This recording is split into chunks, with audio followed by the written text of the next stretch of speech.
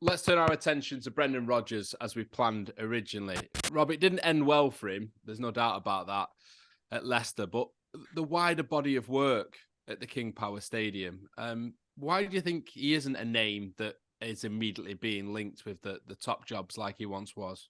Well, when he came to Leicester 4 years ago, over 4 years ago, he was still tainted a little bit with a reputation.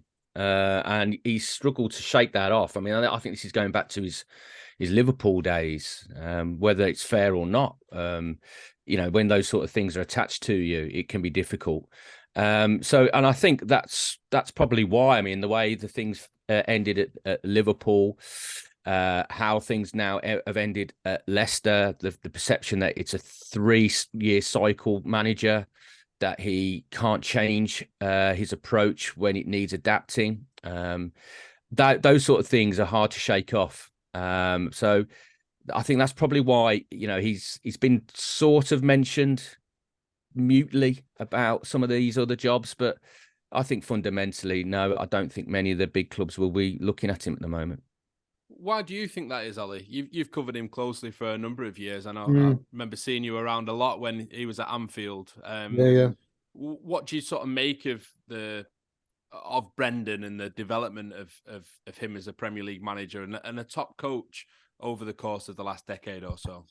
Well, I think all the evidence is that he's an extremely good coach. And if the idea is that, well, he starts well, but it goes stale after 2 or 3 years, well, that's better than a lot of managers. That's, and in a time when life expectancies of managers or shelf lives are getting shorter and shorter, we're seeing more and more turmoil. He's somebody that, I mean, if you judge him purely on the final season at Liverpool, which was pretty terrible, ending in that 6-0 or 6-1 defeat at Stoke, you judge him on the final 18 months at Leicester, because to me it went stale. It's drifted, hasn't it? Yeah. Well belong.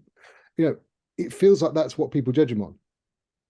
And they dismiss what he did at Celtic, even though the statistics are blindingly good in terms of how few points and how few points they dropped, and how winning all the domestic trophies.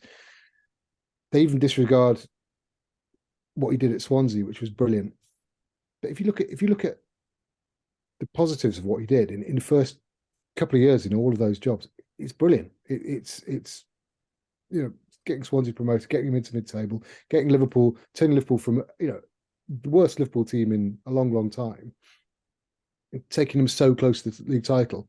People say, "Oh, well, he didn't win the league title." Well, no, nobody expected that team to win the league title. Nobody expected them to challenge.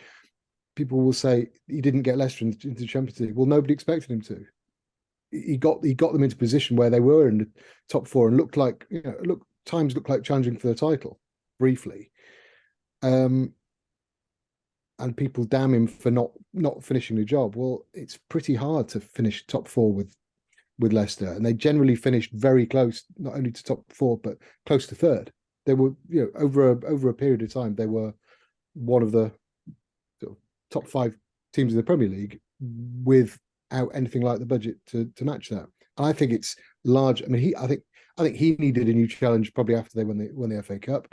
I think had Man United been looking that summer rather than keeping hold of Solskjaer, I think it's his name frequently filtered out at that time as somebody who would be in their thoughts. But then your reputation needs to be high at a time when those jobs come up. Otherwise, you're just forgotten again. And I think if those big jobs would come up, I mean, Spurs has come up this summer. Chelsea's come up, and I can't see him getting near them, because people will only really remember the last 18 months, or they'll have that as a big, black mark against him, when I think most of his work over the last 10, 12, 13 years shows him to be somebody who's very good at his job. Yeah, Rob, Ollie mentioned there about the flirtation with Champions League qualification. It was more than that, actually. I think across those 2 seasons, 1920 and 2021, Leicester City actually spent more time in the top 4 places during the course of those 2 seasons than any other team, and ended up missing out by a fraction on both occasions. Obviously, he's won the FA Cup, like we've mentioned as well. would Champions League qualification in either of those years change things? Why do you think he's not been able to sort of continue the progress and the push that he was clearly making, with nearly making the top four and winning a trophy? Well, there's a number of factors. I mean, Champions League qualification would have certainly helped, because it would have massively boosted the revenue. Expectation grew because of the early success, and as a result, the club started to invest more in better contracts. They're paying new signings better wages. Their wages to revenue ratio shot up from 65% to 85%, which is bordering on FFP, which was causing the problems last summer in terms of the transfer market. COVID hit, and that really did affect Leicester probably more than any other club, because of their ownership structure, the fact that they are so reliant on their owners to be their safety net, and their owners and their company, King Power International, were decimated by the end of the tourism trade for such a long period during the pandemic. That forced a real rethink about what their ambitions were, what was realistic, what could they chase without putting the club in real risk. And as a result, I think over the last couple of years, Brendan wanted that refresh of players, fresh ears as much as fresh legs. So, players that he could work with again. Some of those players in that squad had gone stale.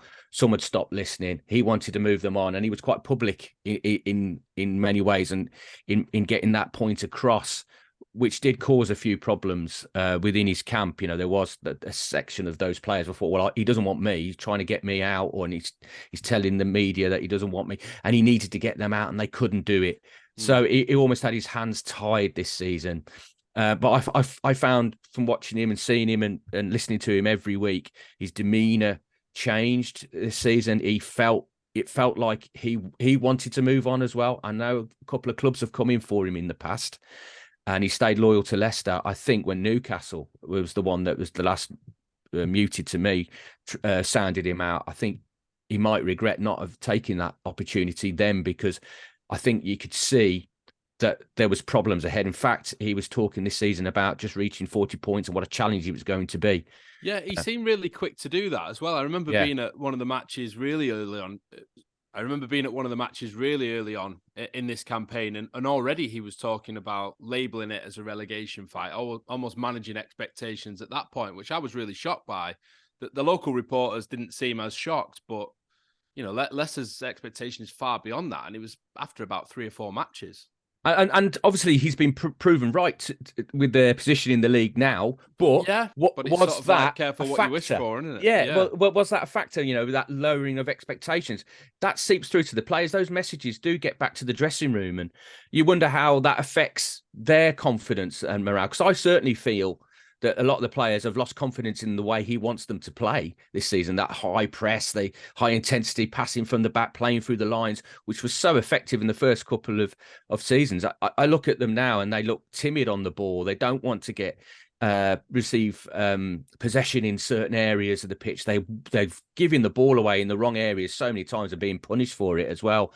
No clean sheets since November the 12th. It's been a terrible run this season, and it just felt, as successful as Brendan was at the start of his tenure, it just felt like it's run its course and it just needs a complete reset.